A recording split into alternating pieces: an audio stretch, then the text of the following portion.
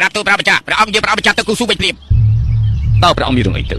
សើបដឹងថាអ្នកប្រគួរក្បត់រកផ្លាត់រីកបលាំងព្រះអង្គយើងព្រះម្ចាស់ទៅកំចាត់ជួនក្បត់ដែរគូស៊ូក្រាបទូលអ្នកប្រគួរក្បត់នគរអ៊ូរងរឿងដែលសាគូប្រាជិកដែលសាគូអ្នកប្រគួរពិតជាធ្វើខ្ញុំបារម្ភណាស់ដណ្ដើមរីកបលាំងប្រកាសជាឈាមហត់ដូចស្ទឹងទៅគូស៊ូវិញព្រាមទទួលរាជជា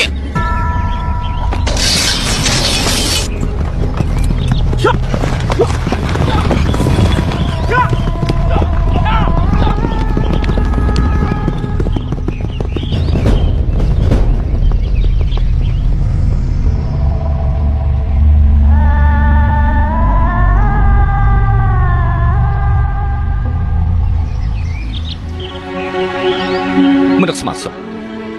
ខ្មាន់ដៃឆៅម្នាក់ដែលខ្លាចខ្លួនជាប្រុសចង់ធ្វើយើងស្លាប់យើងសួរនាងទៅមើល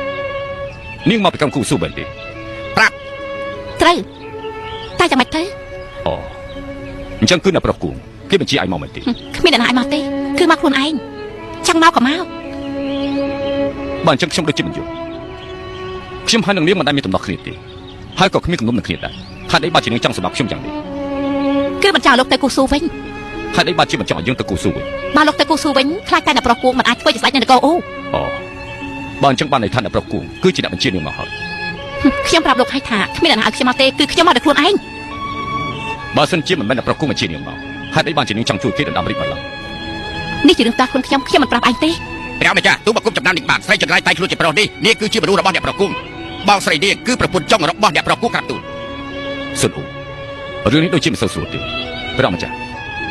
បើនាងអាចជួយអ្នកប្រុសគូឲ្យបានឡើងគ្រងរាជ្យអញ្ចឹងបងស្រីនាងក៏ខ្លាចទៅជាម្ចាស់ស្ត្រីដែរបើគេមានចិត្តតាមិនចោលខ្ញុំទៅក្រុងគូស៊ូវិញអញ្ចឹងខ្ញុំរឹតតែចង់ទៅក្រុងគូស៊ូបើសិនជាព្រះម្ចាស់យើងទៅគូស៊ូវិញព្រះម្ចាស់អាចមានគ្រោះថ្នាក់ណាស់យើងមិនដែលខ្លាចគ្រោះថ្នាក់ទេយើងខ្លាចតែនគរអ៊ូមានគ្រោះថ្នាក់ទេយើងត្រូវតែប្រញាប់ទៅគូស៊ូវិញចំពោះនាងវិញសុនអូលោកយល់ថាគួរចាត់ការយ៉ាងម៉េចព្រះម្ចាស់រឿងតូចតាចប៉ុណ្ណឹងមិនគួររំខានលោកគ្រូទូបង្គំទេទូបង្គំកាប់នាងចោលទៅបាត់ហើយគប់ព្រះណាលោកម្ចាស់មិនអាចទន់ចិត្តទេនាងគឺជាមនុស្សបាត់បាញ់ព្រួយដាក់ព្រះអង្គម្ចាស់ខ្ញុំដឹងព្រះម្ចាស់ប្រគល់នាងឲ្យខ្ញុំចាត់ការតែខ្ញុំចង់ទុកផ្លូវរស់មួយនាងសិនមិនខ្វល់ថាអ្នកប្រគល់មកជានាងមកឬអត់ទេនាងទៅប្រាប់គេវិញថាមិនអាចធ្វើព្រះប្រាប់បានទេអ្វីរងចាំព្រះម្ចាស់យើងទៅវិញចាត់ការលោកបាច់ជាព្រមដោះលែងខ្ញុំលោកមិនខ្លាចខ្ញុំបាញ់សម្រាប់លោកទេហ៎ប្រទេសមេត្តារបស់ព្រះម្ចាស់មនុស្សនៅក្នុងលោកនឹងលឺបើនាងលបធ្វើគាត់ព្រះម្ចាស់ម្ដងទៀតនាងអាចទៅមនុស្សនៅក្នុងលោកសាច់ចំមានខ្ញុំនឹងនាងកុំសង្ឃឹមថាប៉ះពាល់ព្រះម្ចាស់បានទេសោះទីបាទប្រកួតសិននាងវិញទៅបាទ